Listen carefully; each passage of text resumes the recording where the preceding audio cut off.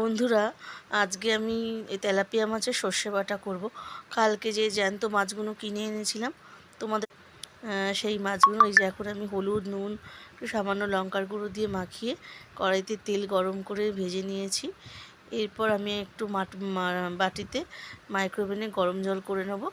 তার মধ্যে আমি লঙ্কার গুঁড়ো, হলুদের গুঁড়ো, কাঁচা লঙ্কা সব দিয়ে নুন দিয়ে ভালো করে ফেটিয়ে নেব।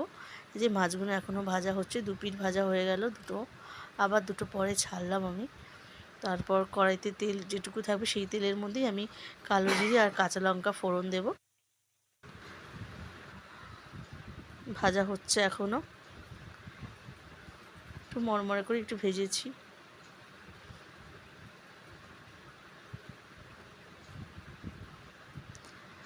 যেটা বলছিলাম, যে বাটির মধ্যে গরম জল করে নিয়েছি, তার মধ্যে এই কাঁচা লঙ্কাটা দিয়ে নুন, হলুদের গুঁড়ো, লঙ্কার গুঁড়ো সব দিয়েছি।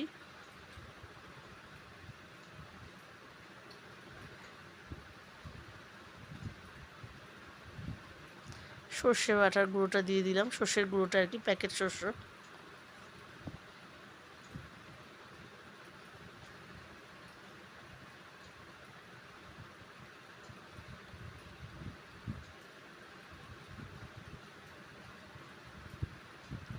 ভালো করে গুলিয়ে নিতে হবে, না হলে এটা ডেলা পাকিয়ে যাবে। কড়াইতে কালো জিরে, শুকনো লঙ্কা ফোড়ন, কালো জিরে আর কাঁচা লঙ্কা ফোড়ন দিলাম।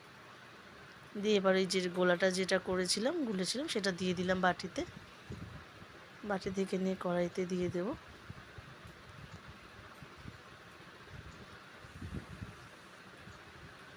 এবার সামান্য জাস্ট একটু ফোটার পরেই মাছগুলো ছেড়ে দেবো, বেশি ফোটালে তিতো হয়ে যাবে। তো এবার মাছগুলো ছেড়ে দিলাম। ভালো লাগলে শেয়ার করবেন, কমেন্ট করবেন, লাইক করবেন, আর ভুল ত্রুটি হলে একটু ক্ষমা প্রার্থী। Thank you.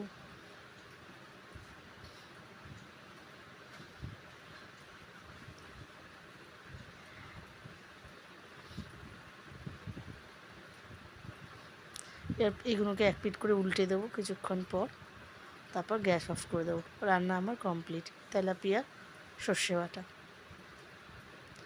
প্লিজ পুরো ভিডিওটা দেখবেন।